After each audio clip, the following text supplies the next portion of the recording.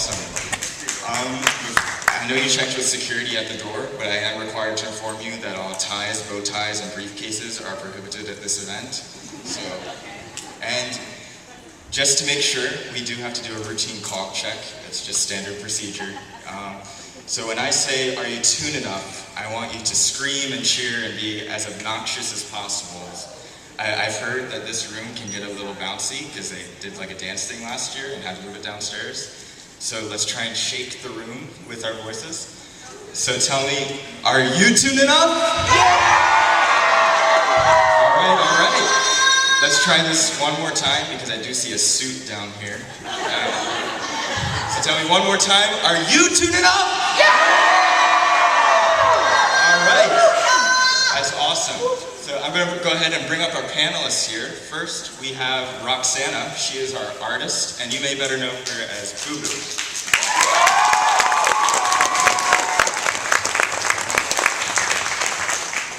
All right, next we have the director of dinner himself, Fat McStink.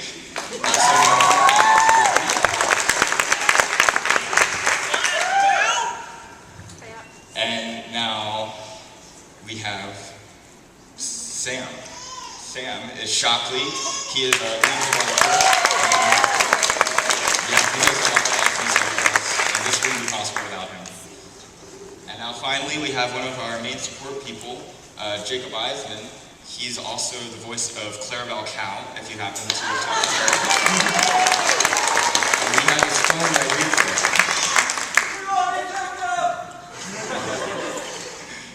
Alright, so do you guys have anything to say before we get started? I'd like to start by repeating the very first words I said to these guys. Wow, what a turnout. It's really, really exciting to see everyone out there who came here from all over the country just to see us. That is something I never expected. Thank you guys. Alright, and we have a special person here today. Is Lauren Little here today? Lauren Little? She must not be here yet. Oh, okay. Alright. It is. It is her birthday, so we're going all the way from New York to come out here for her birthday. If we So, see her come in, then we'll let you know and we can all clap for her. Alright, so let's go ahead and get ToonFest started here.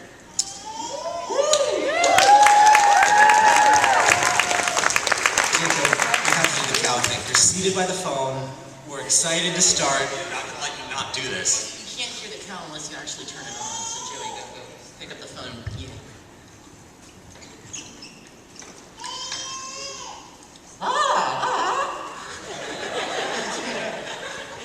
That's all. All right, let's get started. Alright, so I know pretty much all of you know about Toontown, but we do have a little presentation here where we're going to talk about what exactly it is and why we think it's a pretty awesome game. So, Roxana, can you go ahead and flip the slide over there? This side.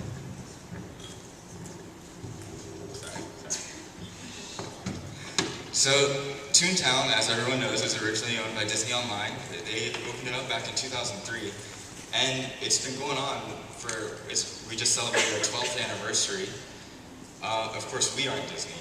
Disney ended up closing the game in 2013, and we decided that we didn't want that to happen. So I gave Jeremy here a call on that day and said, Toontown is closing, what are we going to do? And it ended up deciding, like, well, let's go ahead and keep it going. And that's how Toontown Rewritten basically got started.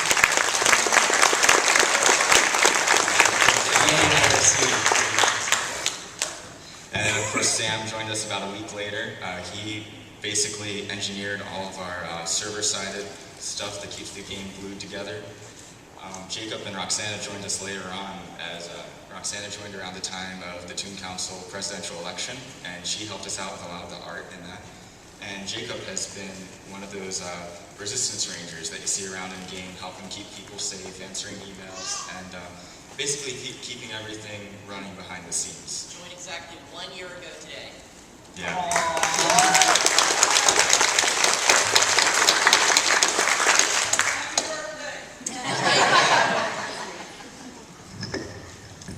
Happy Tooniversary to Alright, so one of the biggest things about Toontown Rewritten, of course, is that it's completely free. We run it out of our own pockets because when we volunteered to create the game, we decided that it was our job to not only keep redeveloping it, but do anything it takes to keep it online. And that means paying out of pocket for servers, paying travel costs to get here and with you fans today. And yeah, merchandise, we have all the trading cards printed, and we wish we would get more. Maybe next time we'll have a little bit more for you, like some shirt buttons. But yeah. And so, let's move on here. Everyone knows about the cogs, of course. You can see the CEO there, who was just released not too long ago. I've seen some people around here who actually made their own gags. Are you guys in the audience anywhere? Can you stand up for me? There he is. Come on, show everyone. Come up here. Yeah, come up here. He's got a squirting flower, and he has the button. Yeah, where's the button? What about the button? I saw some of the button. It's his sister, right there. Come on, stand up. Shows the button. You don't have to if you don't want yeah, to. you're fine. So we're not forcing anybody. We love the button though. Yeah, so they made, yeah. There's the button.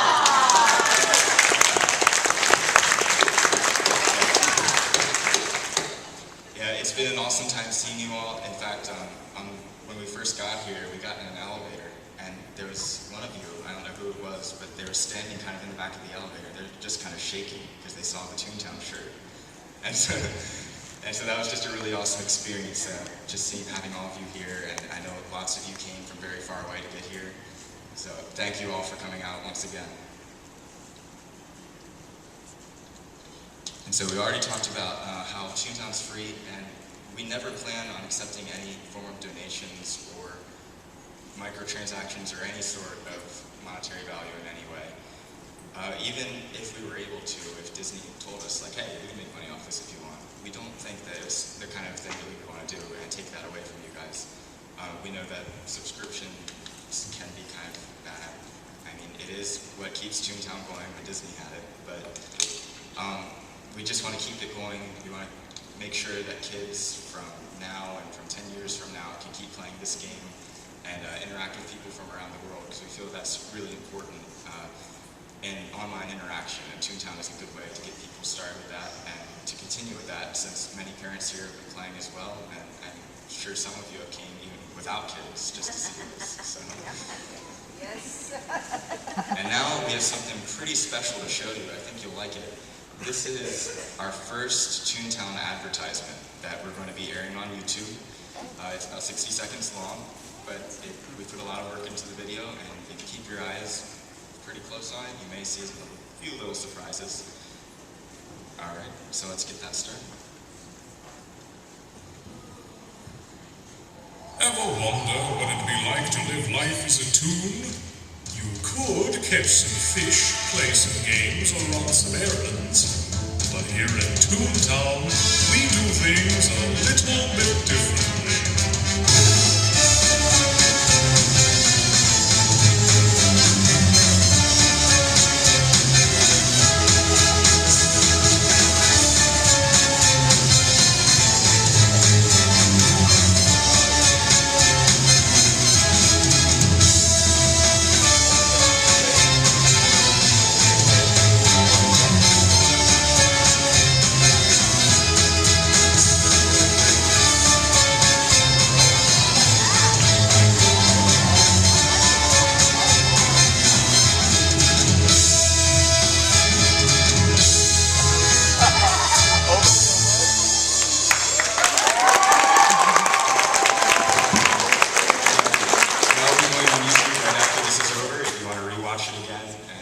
Share it with your friends. How late did you stay up making that? I was up until 5:30 a.m. the day before I had to leave to come here, finishing up that video. So I did not sleep that night. Thank you.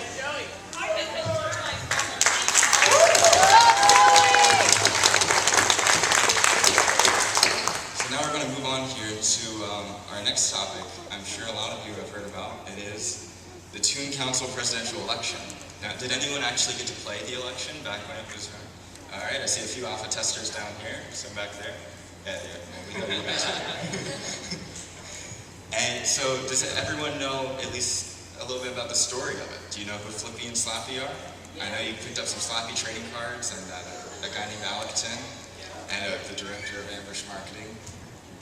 So, the thing about the Toon Council presidential election, when we started it, no one knew what it was actually going to become, and that was, of course, Doomsday.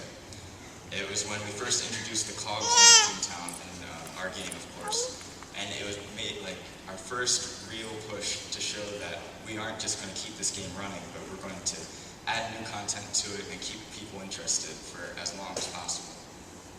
And so we had Flippy, Slappy, and Alec, and timing.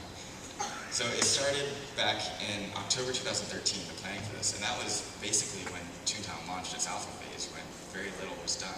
But we knew back then that with the storyline, which some of you may have kind of figured out, it has something to do with that little watch up there, we wanted to do something to show, bring a story into how we're developing the game and keep people interested, even though they couldn't play the game at that time since it was in an alpha phase.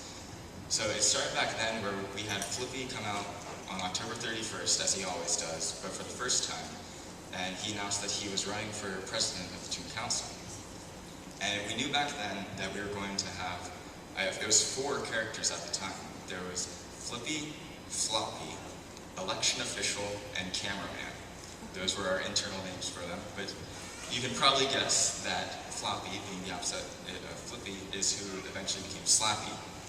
And then we had, instead of the camera bots that were flying around the event, we ended up wanting to have a cameraman, which would be this Toon who kind of sits there like this and cranks the camera, much like how Emery is back there with our camera. And we figured that would be kind of cool, but it decided that the camera bots ended up being much cooler. And the election official, of course, became Alec Tin, which I thought of as I was just sitting in the shower one day and like, electing. How can I make a pun out of electing? And Alec Tin, of course, came to be. And so, like we said, we had the character development. And what was that about that to us? Okay, so we didn't really necessarily have an ending for if all Toons went sad. So we were thinking, maybe we should have cogs swoop in and flag and snatch the Toons who went sad. But as you can tell, we didn't have enough time to do that. So when all Toons went sad, really nothing would happen. All the cogs would freeze and you would basically just have to log out in order to recover. So that was something interesting we thought we would share. Yeah, there were a lot of things in Doomsday that we want to talk about that got cut. Like Roxana was just saying, there were originally 2 types of special cogs. There were the mover and shakers that stomp the ground and disrupt battles and everything. And then there were the legal eagles, which would fly above the area and end up swooping down and picking up sad Toons. Yeah, and so those were the 2 main enemies, but it ended up, due to limitations and things like that, we ended up not going with it. So then December 2013 is when we gave Slappy a face, and that was a big moment for us because it was the first Toon that we created, a storyline character. And since all of them before had been Dr. Shirley, Flippy, and all the others. So Slappy came about, basically, Floppy became Slappy to create a little bit of a balance between the candidates. We actually made Slappy the better candidate. Slightly better. We knew the storyline of the election, and we knew that people would want to vote for Flippy because he was the one who they've been with for 10 years now with Disney. And so we needed to make a way for this story where the cogs would end up coming in and invading, and they actually end up making the president go sad.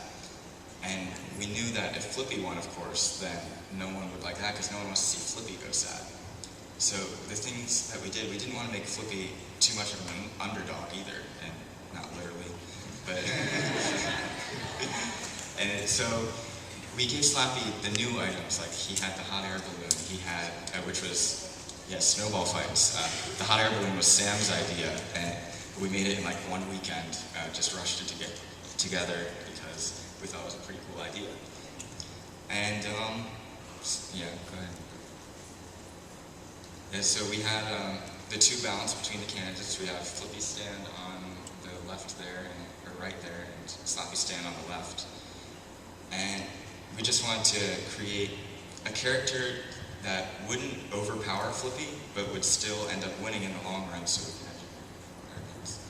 And Roxana's going to talk about some art. So with the content, we did have the cameras. They did get become the replacement, as Joey said, for the cameraman character. And we also used the design of the goons to create the cameras. See, notice how, we should have had a comparison, that would have been nice. So, the camera is actually an upside down goon, if you look at it closely. There is a reason for that too. I don't know if any of you have figured it out, but if you think pretty deep into it, then there is a reason for that. Yeah. So, we're gonna leave that up to you guys.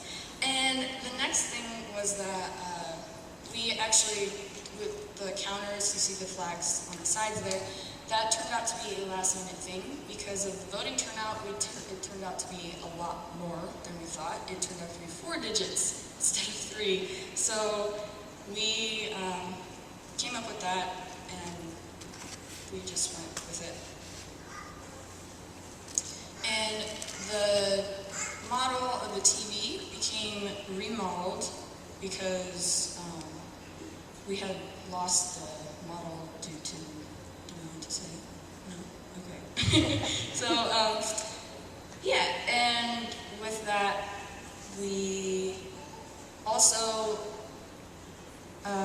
we remodeled the TV for the Toons to see YouTube footage live in-game. So, you can come in on your Toon and be like, hey Mom, what's up? And they would see on the live event on YouTube. We thought that was pretty cool to be inside the Toontown world and it's broadcasted live in the real world. Thought that was interesting. And one thing about that is it's kind of another thing where we're sort of trying to differentiate ourselves from the way kind of Disney operated the game. And we thought they never had any big events. It was always just like, and I guess, you could argue that like the rental suits that they had later, that was kind of an event, but it wasn't like a one-time thing. It was really just like, everyone can be people. So we wanted to kind of differentiate ourselves and make some sort of big, grandiose event that we would actually live stream, and that's kind of how we solved the problem of how would everyone get involved. I do see Lauren Little just entered the room, and we would like to give you a birthday shout out. Everybody.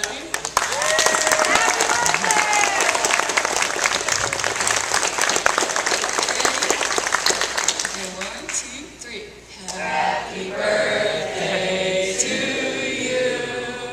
Happy birthday to you. Happy birthday, dear Lauren. Happy birthday to you.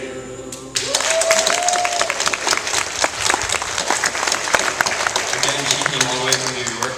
I'm sure many of you have come from that far as well, just to come out here for her birthday. So thank you, Lauren, for coming. Have a fantastic birthday. Alright, so, then after all the content came to be, we were thinking, how are we going to end this event? And that's where the director of Ambush Marketing came in, and just to bring victory to the Toons. And we had Flippy pie him with a big, large wedding cake, and the Toons started dancing, and it was the end of the event. So that's it for the timeline. Oh, yeah, and that was in April of 2014. We released the elections on April 22nd, 2014. 2012? Alright. Alright, so what we learned from this was that the biggest lesson we learned was planning. We definitely learned not to announce deadlines publicly, as it puts a lot of stress on our team. and game design especially should not be rushed. So today we do things a little differently by setting ourselves internal deadlines, and if we miss it, we'll ever know. So we think it's pretty effective. And yeah, one of the hardest parts about that is that when we announced the election, people literally thought it was just flipping Slappy. They're going to be elected, and that will reveal the votes, and that's it. And of course, they didn't know about the cogs and doomsday and everything, which is what made it so hard for us to deal with having to, the pressure for it, because people knew something was coming, but they didn't know it was as big as this big invasion that we had in Toontown Central, where the cogs invaded the playground and attacked Toons in a gameplay style that hadn't been seen before. it was also interesting seeing how nobody saw the surprise coming. No one did. It was awesome seeing the community reaction. Everybody loved it, pretty sure. If you didn't, you might be a cog. I remember watching it afterwards because this making the elections burnt you out so bad. It was I don't want to say the worst because it wasn't the worst because it was awesome, but it was very difficult on us. And I remember sitting in my bed the night after we ran the first one. Did we sleep that night? And then no, we didn't.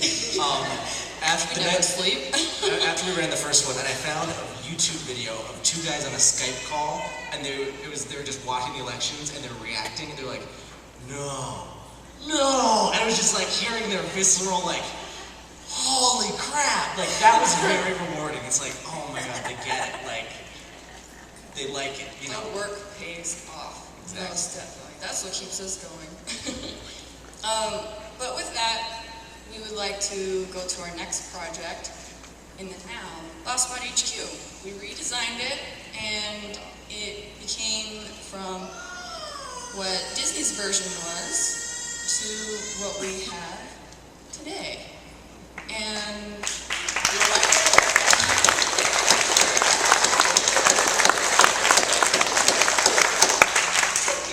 so with this, we had an entire area to redesign. Bossbot HQ is the last robot headquarters. For those who don't know, you can progress to it in game, and we thought since it's the last area, why not spruce it up? We thought the old design needed some, TLC. It didn't match up to the rest of the COG HQs. And so I'd like to run through our process for this project, which included research, bringing the area to life using game design principles, I'll cover that, and how we kept the public busy. So with research, we studied the existing HQs, and that's right there. Okay. The existing HQs, we found out that, okay. We studied the existing HQs, and we noticed that every time you entered the area of a COG HQ, there's this one focal point that stands right in front of you, and it always had the logo of the Bossbot HQ, Bossbot HQ. The HQ there for you to see, like an icon. We didn't manage to put that icon in the very end, but looking at all of these, you can see that is illustrated. So we came up with this right here at first, and we noticed, we're like, oh, when you enter the area, there's nothing there. So then we came up with this, and we figured there are 3 focal points. There's the castle on the left, the fountain, and the tower, the executive office tower on the right. So we figured, let's cover that up with some bushes, and we pushed the entrance back with a forest, and we made the fountain our central point. So with our game design principles, that would be our first one, which is the entrance view. So then we thought we need to guide the players through the playground, and we figured this was all planned out. we have this focal point, they walk straight to the fountain, and from there they can choose wherever they want to go. And it was interesting, in fact, a friend of mine, I had her log on, and I observed her observation. She landed in the forest, she went straight to the fountain, and I was like, gotcha, you know, that was supposed to happen.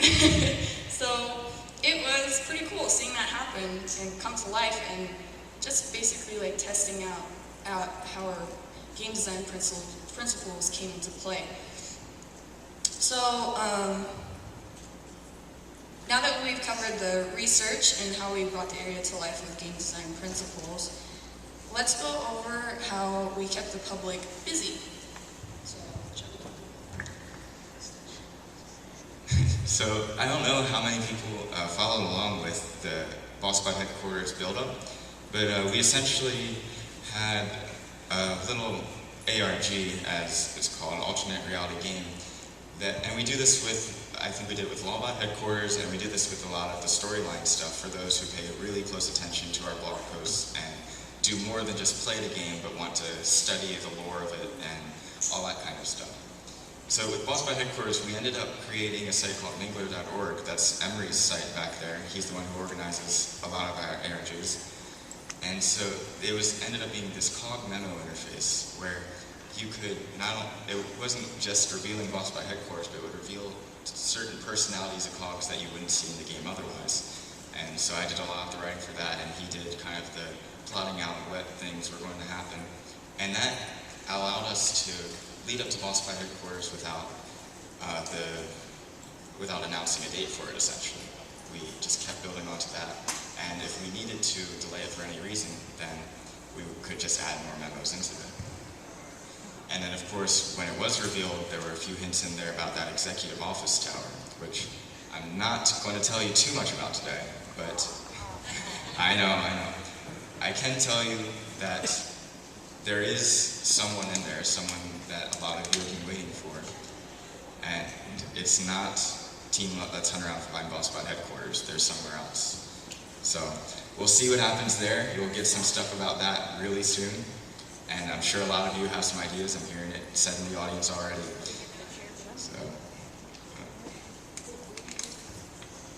So here's just some additional artwork we had. We applied the rule of thirds to the fountain. A lot of work went into this, and I don't know if it showed through or not, but we really dug out and went for it. And I myself lost a lot of sleep for it. Yeah, it was pretty great. But the experience, love it. It was awesome. So, yeah. So, next up, we have what we plan to do to improve Toontown in the future. So I'm sure you guys are excited for this. We have a lot of things going on, and, you know, there's some things we can't tell you due to our experiences with public announcements, but there are some things, you know, we still can't show. So here we were going to cover Toon Hall, Toontown Retextured, and Toontown Translated, or Translating the Toonverse. There is one more surprise after all of that, so if you're waiting for new content, then just keep hanging on. So, with Toon Hall, the only purpose that Toon Hall currently has, really at this point, and always has, was visiting Flippy, the mayor of Toontown, you know, confirmed by Doomsday. So we had a lot of ideas for this, and our main goal with it is to make it more interactive and a little bit more, you know, like a sightseeing type place, but like a real hall, like Mayor Hall is supposed to be about. So, and we also may even be finding out ways to improve your tune, but we're not too sure how we're going to go about that just yet. It's still in the early stages of development. So here's some concept art, and to help give you an idea though, here we have some props, and it is, you know, we're going for a new style, maybe just to keep it with the Toontown style. And But yeah, I can't say more than that. It's going to be tons of fun though, and you know how tunes are about their fun. So yeah, with Toon Hall, let's move on to Toontown Retextured. I hear you in the front there. Alright, so here, let me just tell you about the slide. It flashes back and forth twice, and then it fades one more time. So just look out for that. It kind of jumps at you. Yeah. You can look at it. Yeah, there you go. So, with Toontown Retextured, it is a complete overhaul of the game's current graphics, transforming it into an experience with cleanliness and, crisp lines, added detail in places where it's appropriate. So, our main goal is, we have to keep in mind that Toontown was built a decade ago, so it was made for computers that were low-end computers, so that it could run on any type of computer, really. They had, one... Yeah, I think the minimum system requirements were like 256 megabytes or something. I believe it was actually 64, and I don't even remember there being 64 megabyte computers, so... Is that like one slice of an apple? What's the comparison versus today? So, to put that in today's terms... Like this little apple here on the back side of the Mac? How many apples? The part that's bitten out. Okay, but just to put that in perspective, a 64 megabytes of RAM is how much one tab of Chrome will use. So it was meant to run on computers that not even Chrome could run on. There you go. There you have it. Mastermind himself. So, with this, I'd like to go over a few perks of this project. So, number one, all the major pixelation most of it will disappear. And we're going to be recreating each texture from scratch, doing our absolute best to revive the shapes and quirky designs that were made inside of the textures themselves, the originals. So there are many little things we've already discovered, like one of my favorites, it says, "With love, your former boss." I just love that. They really put a lot of thought into this game, and it just drives me more to work on this project. So, this is one of the reasons why we designate... Just to interject a little bit on the detail. Who's familiar with the presentation gag? So you really can't tell, even if you look at the texture directly, but the chart is actually a player chart for Toontown itself when Disney was running it. How many players they had per month, year to year. So that chart actually means something, and it's completely lost because it's been pixelated to oblivion. Yep, the level 7 lure gag. Yep. So it's a lot of interesting stuff, and I can't wait for you guys to see it. But this leads us to why we designate so much time critiquing our work. That's the second perk of this project, is our intense critiques. Critiquing is a very important part to our development. We believe that it's almost essential to creating quality work. So many of these images you see today will most likely be critiqued and edited in some sort, but they are our first prototype, and we will be remaking these textures until they reach near perfection. So with this, only then we will release it once it's 100% finished, because we want to wow you guys, like take your breath away, So our third perk of Toontown Retextured is Nostalgia Mode. If you're not just a fan of Toontown Retextured, no worries, we'll make it toggleable. It's completely an option, and you'll be able to adjust it either in the website, your sticker book, or on the launcher. We will make it possible. So we understand that we have our fans out there who really love Toontown for the way it is, so we chose to make this an option. It will not be mandatory.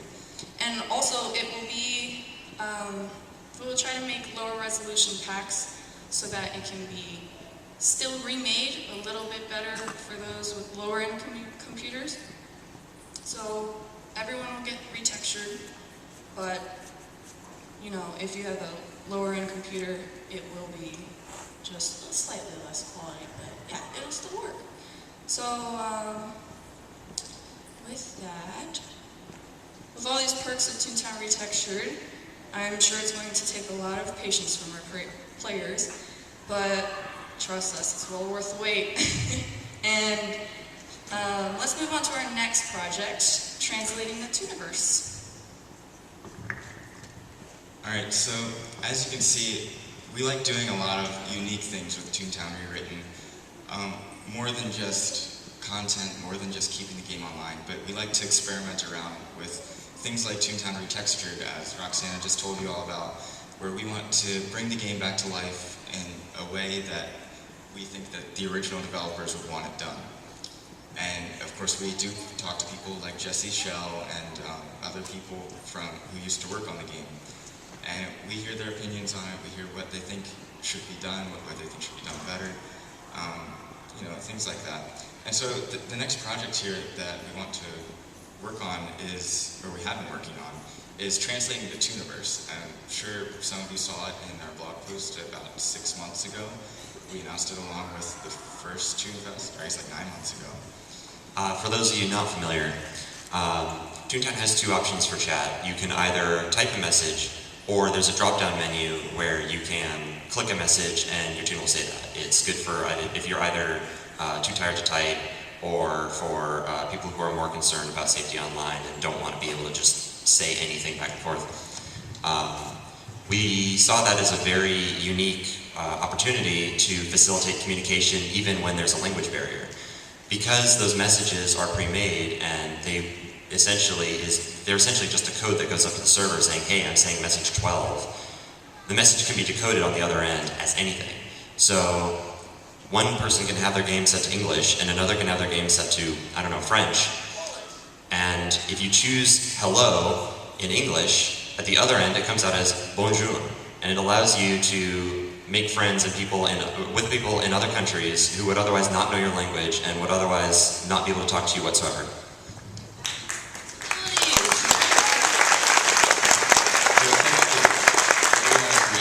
Is a universal language of tunes.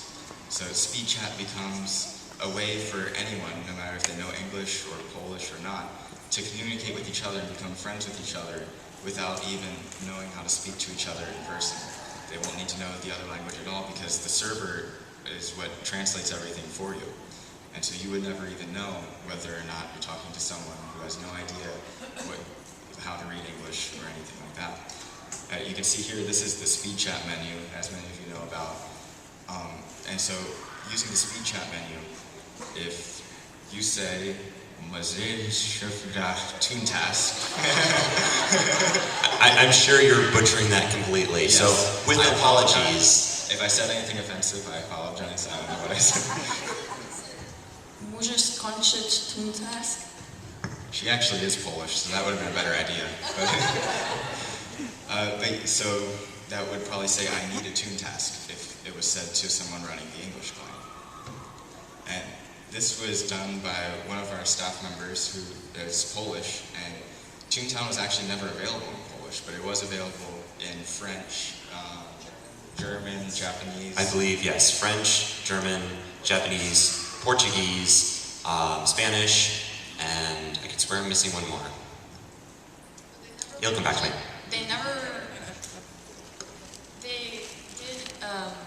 They all had it separate though. You had to download a separate launcher and go to a different website that's completely in a different language. So we wanted to merge all that together into one launcher. Well, and it's about the in-game universe too.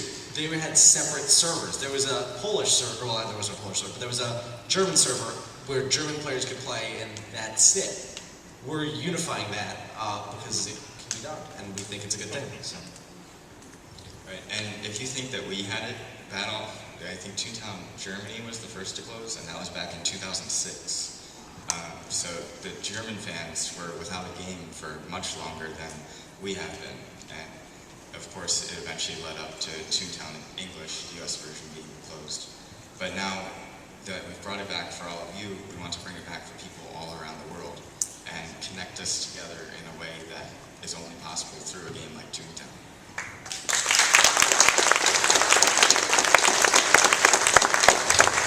So now, I know that you've listened to us drone on for a while about our crazy game design principles and the things we want to do, but next up I have another video for you, which it's probably not the new content you're thinking of, but I think that you're really going to like it. So let's see what happens.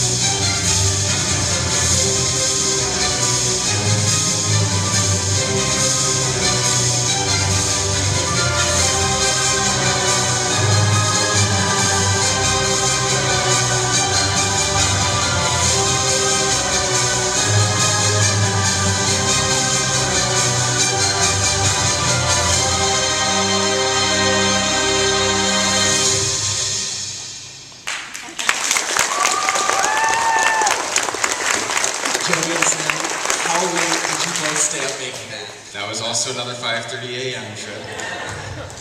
What is sleep? You can see a constant theme on our team is that none of us ever sleep. And even just, yeah. 2 hours of sleep.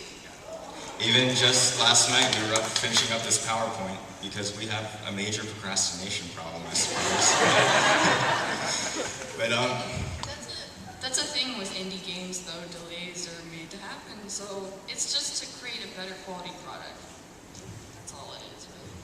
And so Storm Cellbot headquarters, if many of you probably remember from the Disney game, it'll be coming back a little bit differently than before in July 2015.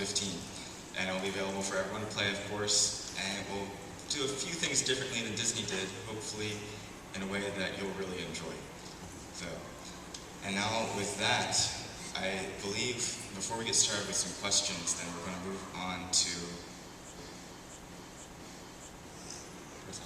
Oh, shout out to York for making that awesome track. Oh, yes. Oh yeah, so we have an awesome musician who couldn't be here, unfortunately. She's extremely good at what she does, and a very nice person. So I just want to say, York, if you're seeing this, you are really awesome. Thank you.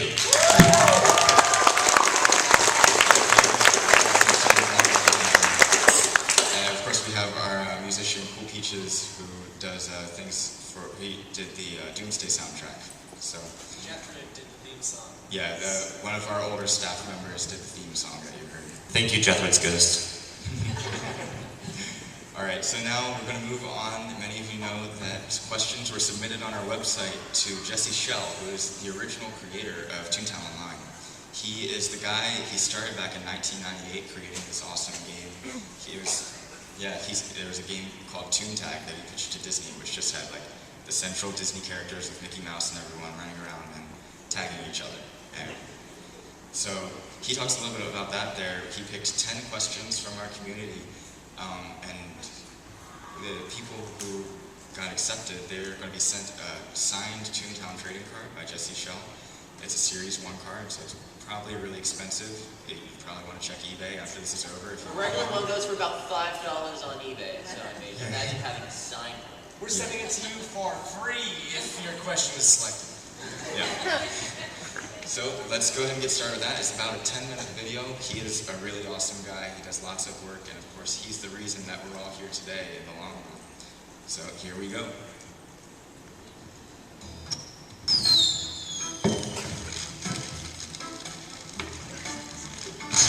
Hello, ToonFest. I hope you guys are ready because I'm here to answer some of your questions. A lot of you sent in questions. I'm going to pick out 10 here that I think are, particularly interesting to talk about. So I'm just going to go for it and talk about it. So without further ado, here goes. Okay, question number 1 comes in from Leapside. And the question is, what was the inspiration for Toontown and for its art direction? So now Toontown had an awful lot of inspirations. We were inspired by things like old Bugs Bunny cartoons, and certainly by the Roger Rabbit movie. But one thing you might not think about is that Toontown was inspired by Carl Barks' Duckburg.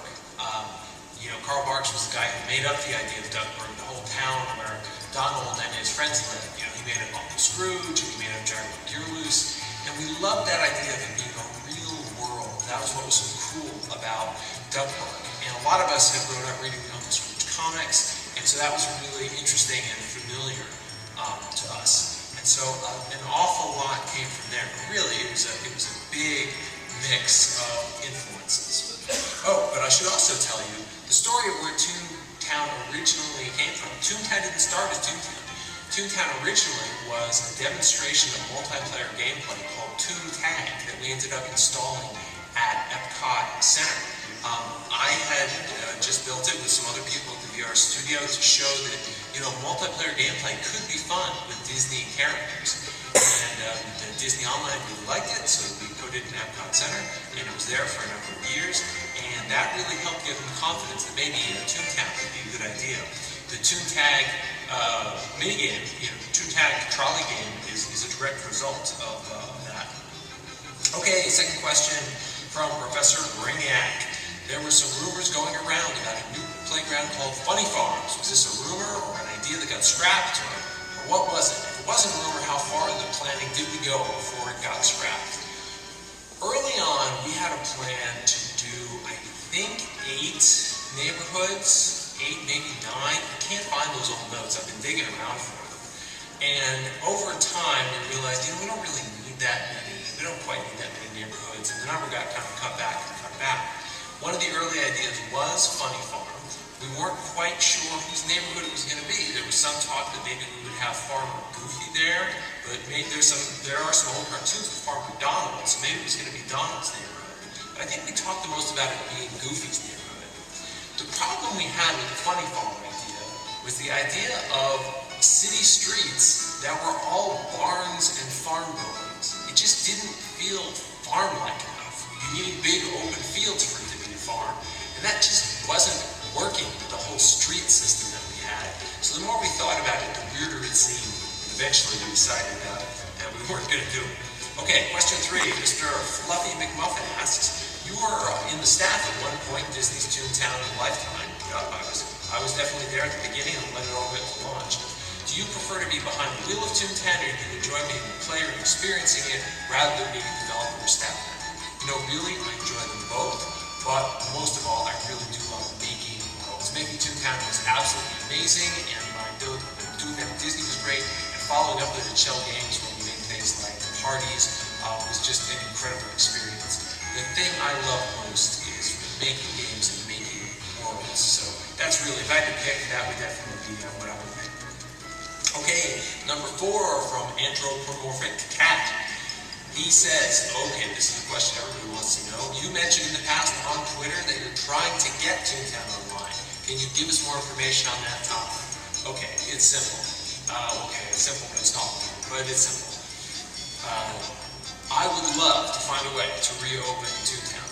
I chat with Disney about this now and then. We're trying to find ways to do it. The problem is right now, the market for it doesn't make a lot of sense. People aren't paying money for web games like they used to on a subscription basis. Everyone would like to see it go mobile, but man, it's hard to make money off mobile games.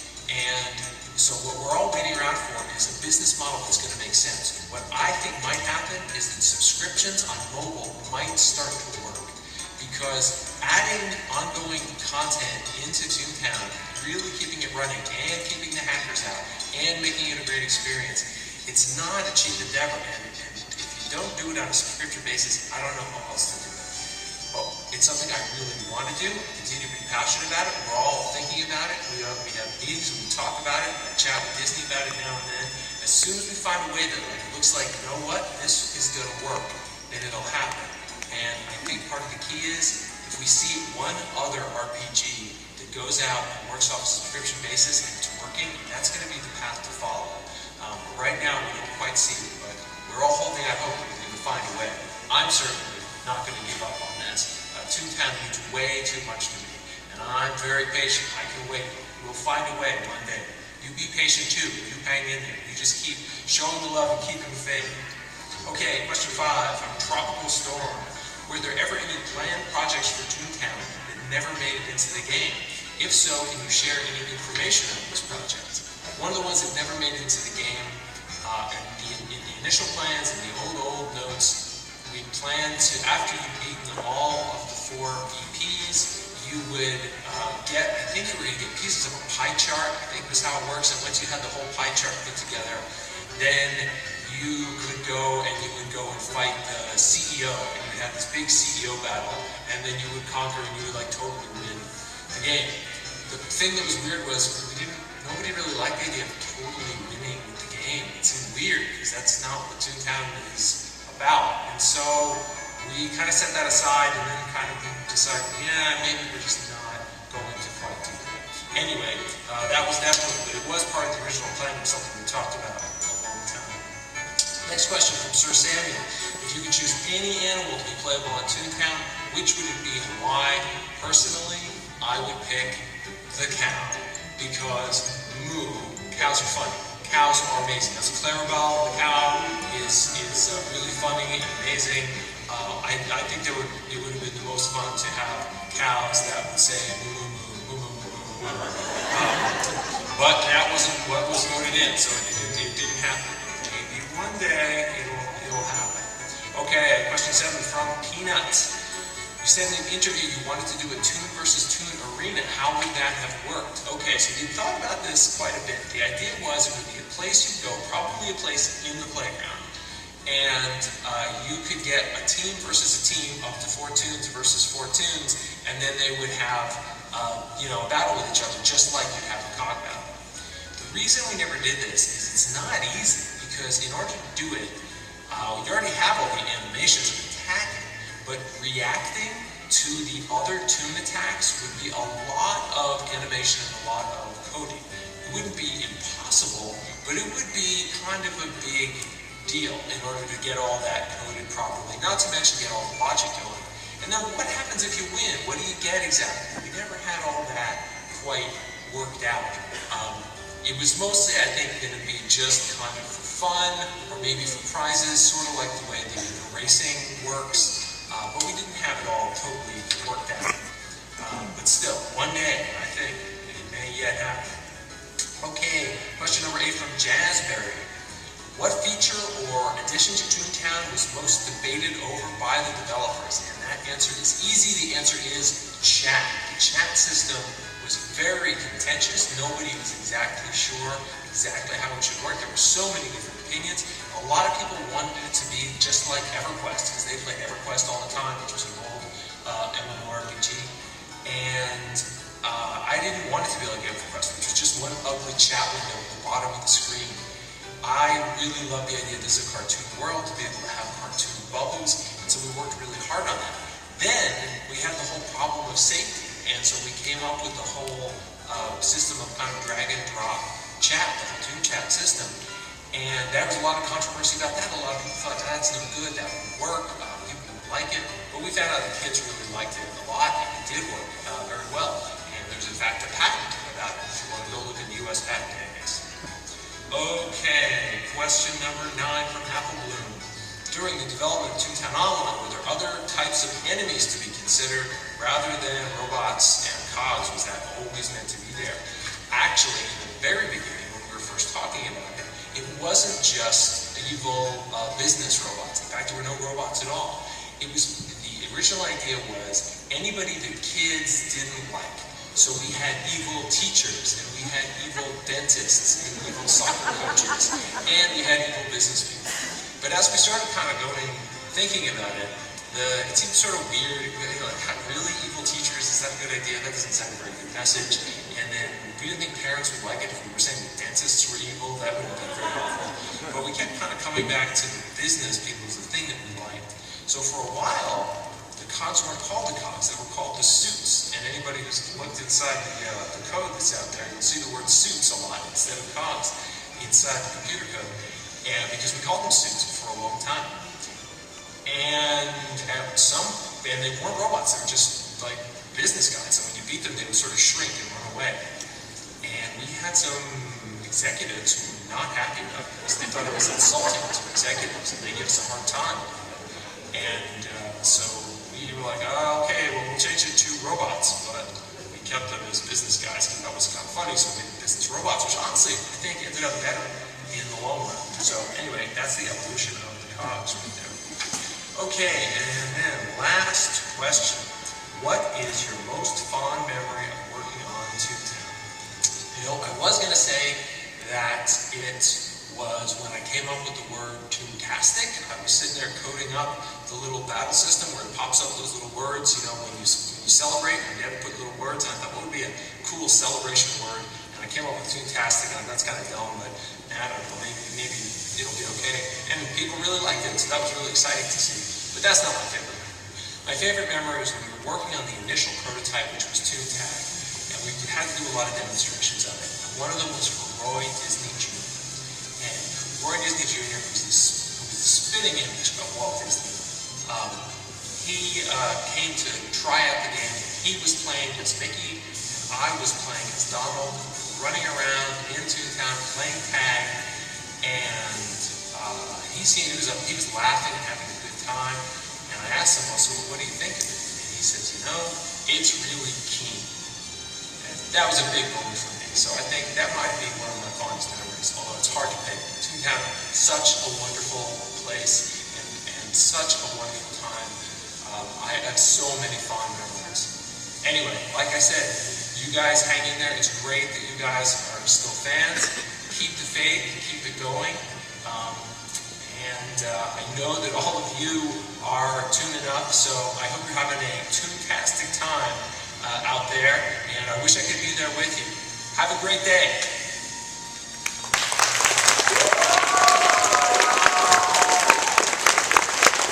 So once again, that was Jesse Schell, who's the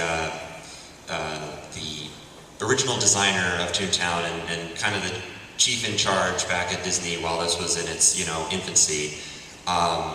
He created Toontown in like the late 90s and left around 2002 to head off to Pittsburgh, and he created his own game company called Shell Games, where he makes educational games and various things that help people think and reason through things and things like that.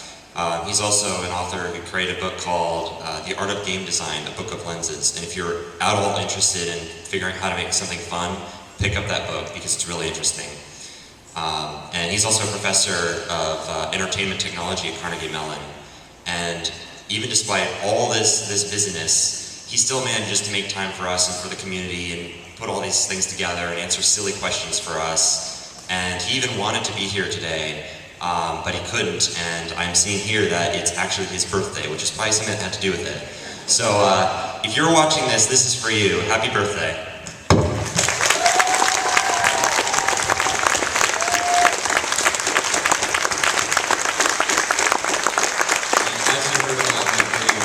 Jesse Schell really does want Toontown to come back in a more official way than we have it. And he talks to us all the time. He keeps posted. He plays the game even. You may see him running around on a red rabbit called JMO. And he's just a really awesome guy. He's extremely successful, but he still gives the time for Toontown and tries to bring it back. So let's hear it one more time for Jesse Schell.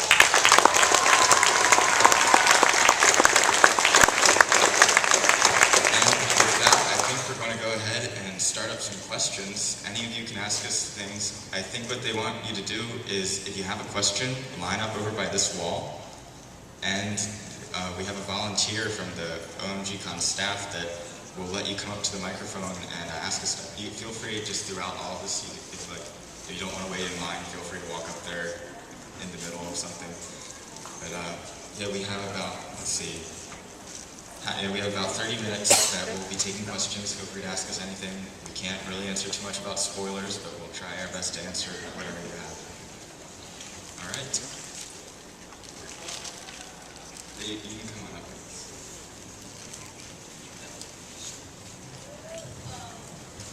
For the ad for Toontown Rewritten, there was this mini game that I've never seen before in the entire game. Is that hinting at what's in the executive tower? Because it looked like it was a con building. Actually, if it's, was it the one where the Toon was flying through the air? That is, we actually didn't make that. That is really old. It was meant to go into Disney's game. It's called Bossbot Field Office, or Cog Dominion. And they will be coming to Toontown Rewritten. I don't know if you remember the Sellbot Field Offices that were in the street. They aren't going to be coming in the exact same way that you remember them. I know that some people were not fans of field offices because they kind of clogged up the streets and everything. But we are bringing them back in our own special way, just like we brought that Bossbot headquarters in our own special way. And so that will be a playable mini-game in the future. Thank you, that's so awesome.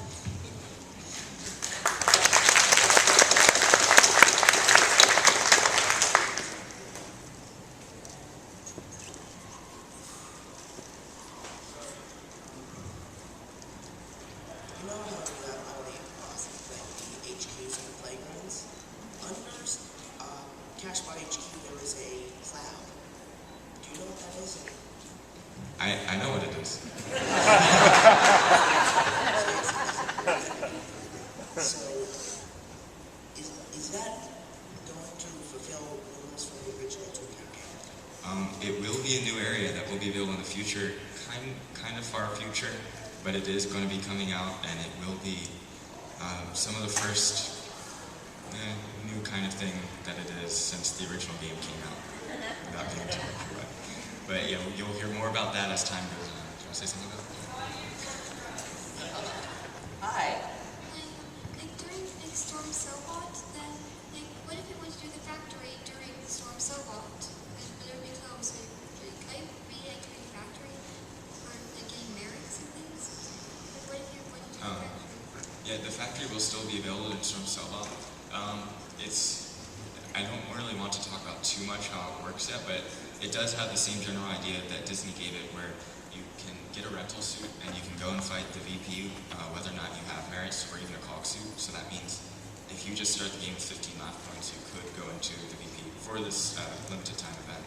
And it'll be a little less hard, but the higher tunes who have their suits will get rewards, and the lower tunes, can get some experience with the VP. The factory will still be available for it, but you don't need merits to get into the VP during the event. Yeah, we may do some interesting things with the factory as well.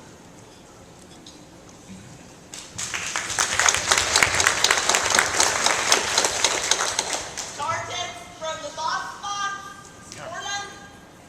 Sorry, what?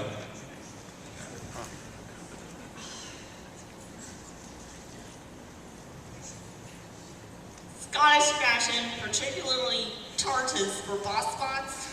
Yeah. To add on to that, we actually had a lot of inspiration for Bossbot HQ.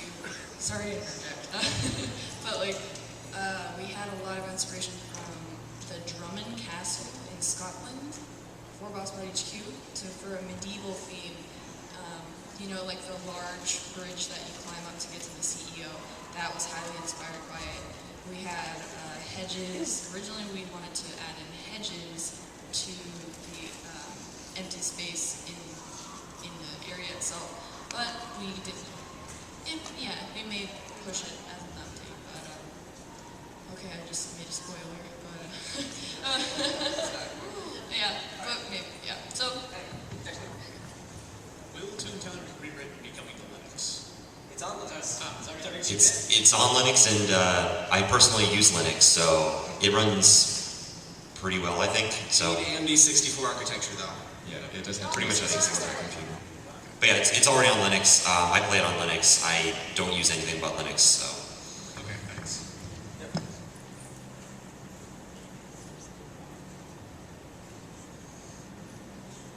If Schell's Games buys Disney's Toontown, will you continue to keep Toontown Rewritten open?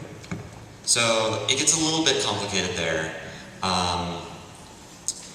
My gut feeling is we definitely would not be able to continue running Toontown in the same way. The pricing structure would have to change a little bit. It suddenly becomes a commercial property again. I do feel that Jesse will certainly reach out to many of our members of staff and offer us positions to help work on it, but really that's up to him, and we'll have to see how things goes. And he's been fighting the good fight for a long time now, so we don't know. I don't think he knows. I am really not sure if anyone knows for sure. But I mean, if any of you happen to be Disney employees in the audience, we do have our applications here on file. We have emails. You can email us at toontownrewritten.com. Well, I have one more thing about that. One of our principles behind why we feel it's okay to operate Toontown Rewritten is that the Disney's Toontown universe that was created for Toontown Online is no longer being used by Disney as a commercial enterprise. And if they started using it again to make money, we would no longer have that justification because we're, in theory, taking away from their profits. So we probably would not, we probably would close down if they opened up Toontown or something like that. I'm not making any commitments because there's all so much specifics and up in the air, but that's kind of the gist of it. So. Essentially, no one would know until it happens. And Yeah, maybe even us. All right, thank you. Yep.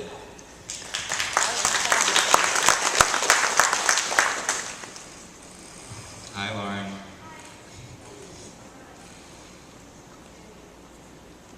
How do you guys accept or reject names submitted by Toons? Hi! I finally get to talk.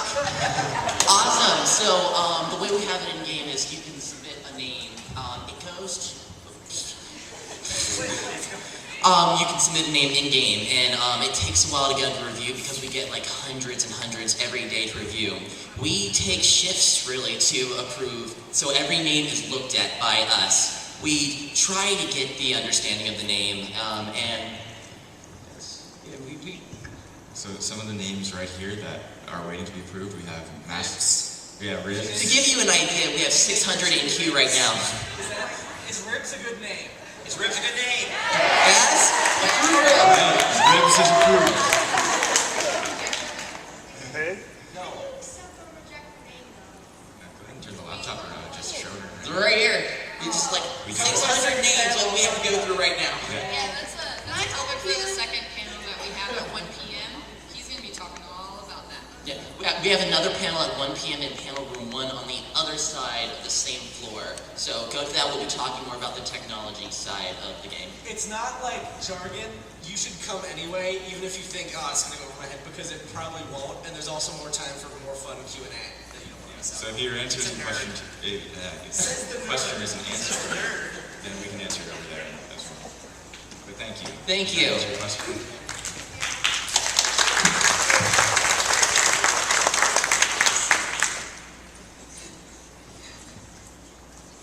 How long have you guys been playing Toontown?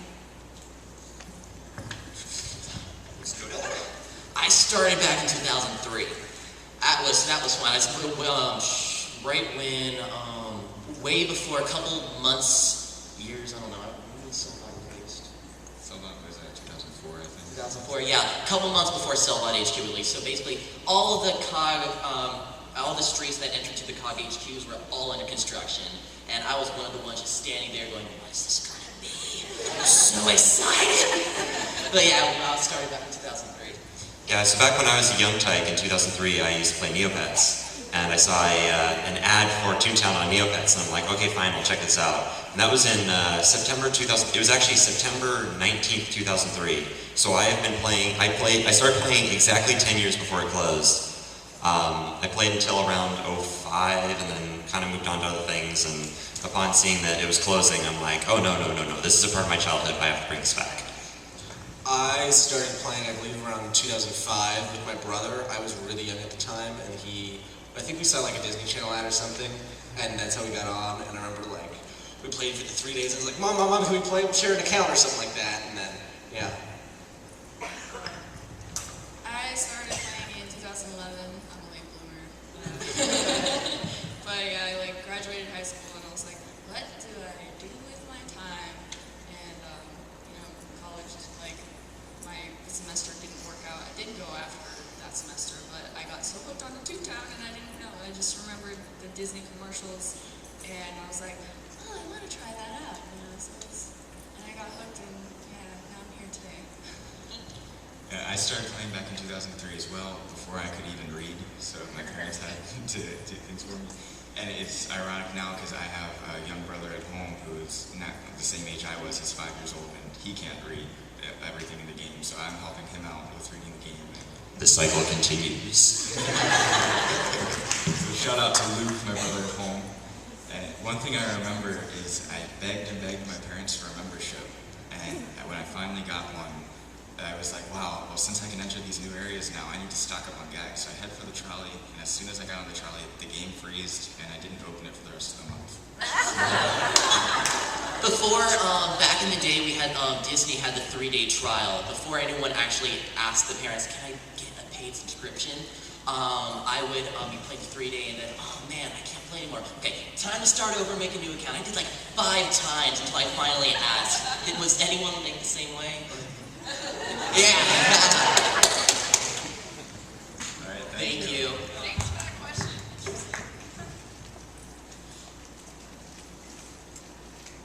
I have 2 questions. Is that all right? Yeah, sure. Okay, first one. Doodles, where are they at though? Sam? Why? Okay. So doodles are actually, there's actually a technical reason behind this. Doodles are a little bit taxing on the server. If you remember Nutty River, it tended to be very laggy, and the reason for that was actually doodles. The server would constantly compute where the doodle should be and like how high it should be to remain on the ground, and that is a very expensive thing, technologically speaking. So we want to figure out a better way of computing doodles before we start throwing them onto our system and weighing it all down. Toontown. As the server end, we are not doing those calculations on these servers that you have played, so it would just make it worse right now. So they are coming, but we're going to be rewriting them a little bit and probably make them a little different from Disney's version. We might change the behavior as a result of technical things. Right, so your doodles may end up being even better than before and more responsive and everything. Here's the second one. What are your guys' favorite video game franchise besides Toontown? Go down the line again. Kingdom Hearts. E3 is going on in Kingdom Hearts 3. I'm really hoping makes some sort of announcement. I'm a bit of a Valve gamer, so I enjoyed Portal, Half-Life, whatever else, Counter-Strike. I'm gonna say Valve and Joy. The one thing I have been that I'm playing is stuff from Zachtronics Industries. It's really fun and really programmery. Like there's an assembly game, like competitive and like Infinifact. I don't know. I love all that stuff. It's really fun. For me, I like old Nintendo 64 games like Banjo-Kazooie. I can play that for days. Ukuleele's coming out. Oh my god! I'm going to have to tag along with Sam and Jeremy and say pretty much any Valve game I love. And Jeremy and I actually toured Valve a few years before the game closed, so we've known each other for a long time before Toontown Rewritten. We go way back. Yeah. All right. Thank you. Thank you.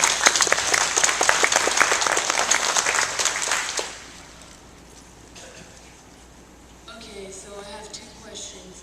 In the making of Toontown Rewritten, did you have any rivalries with other developers?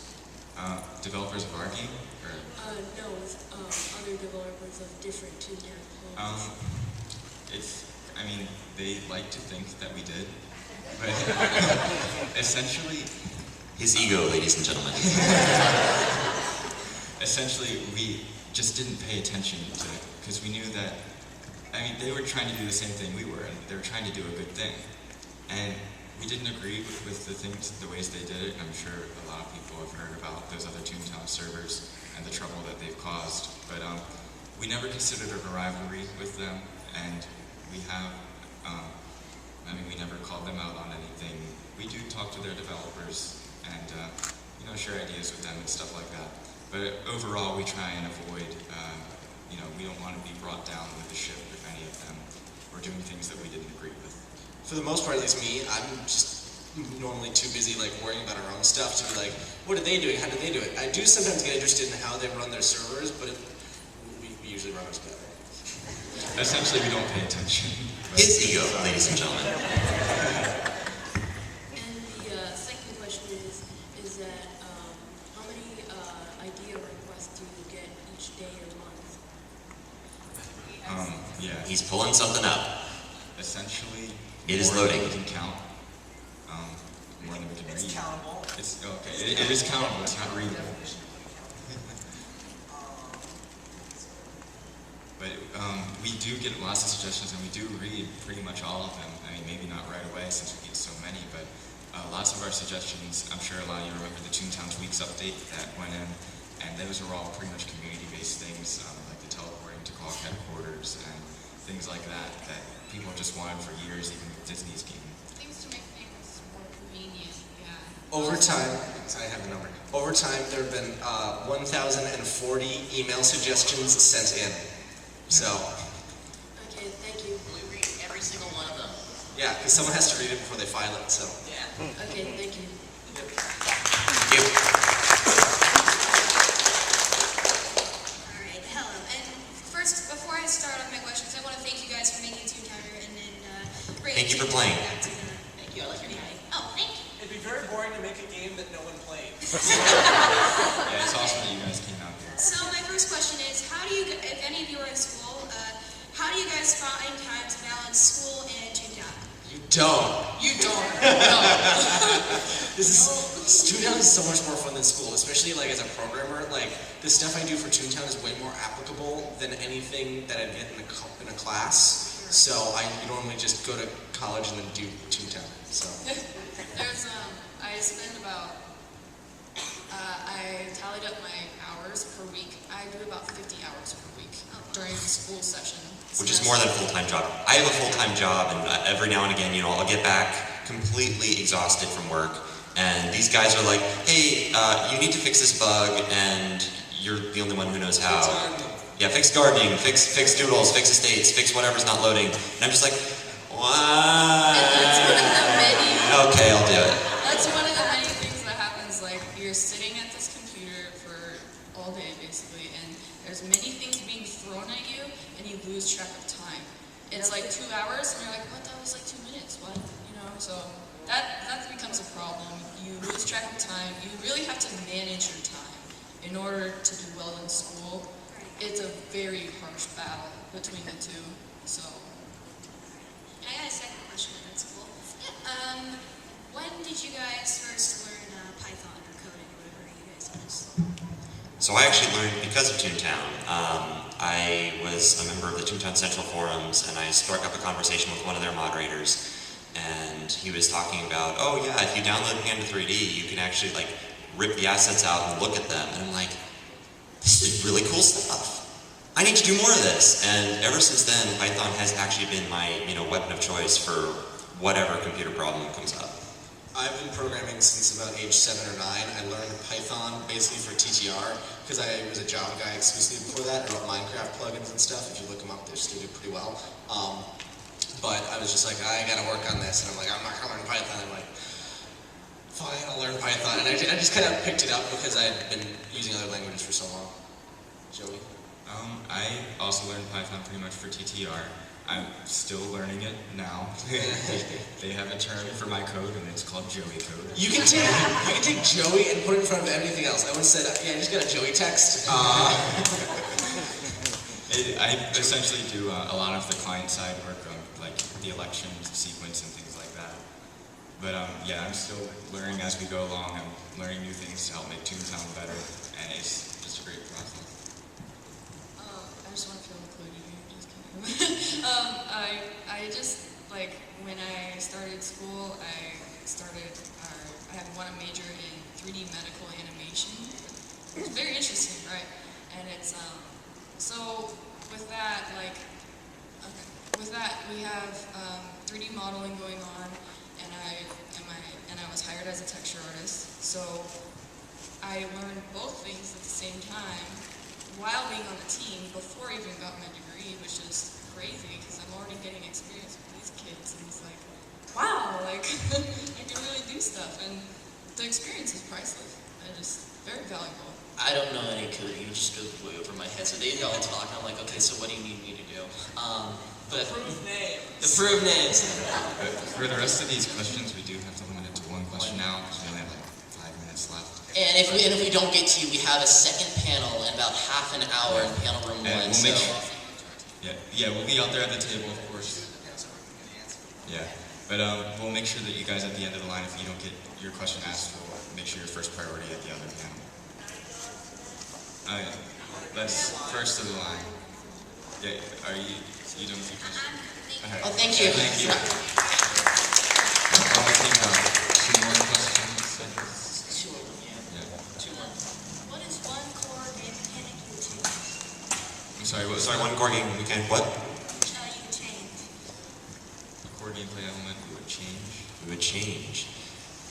It's kind of that is kind of a tough question because anything we would want to change, we look at it and change it. I would say the tasking system, especially near the end of the game, it gets really grindy. I'm on DDL and I hate it. I have to run. It's like run to Zippy Zingers and like turn in the whatever. It's like this isn't the right bit spread. Like go to the other side of town. And I'm like, We would just like to implement probably more time to task to get less repetitive.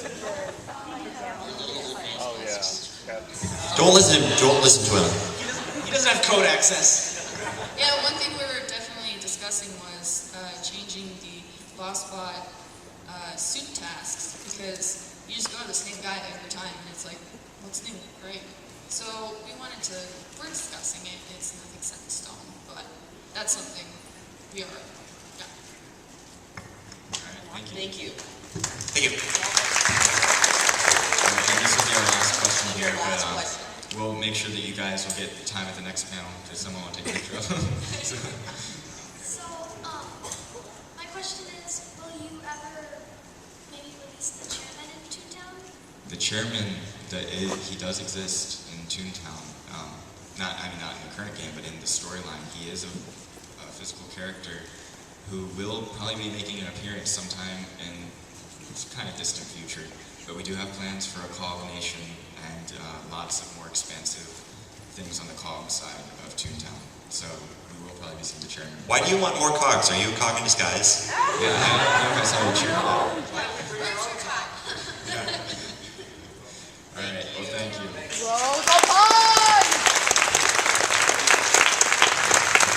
We will be, for the third time, we'll be in panel room 1 in half an hour, so I mean, you might want to start that side, same floor, all the way on the other side.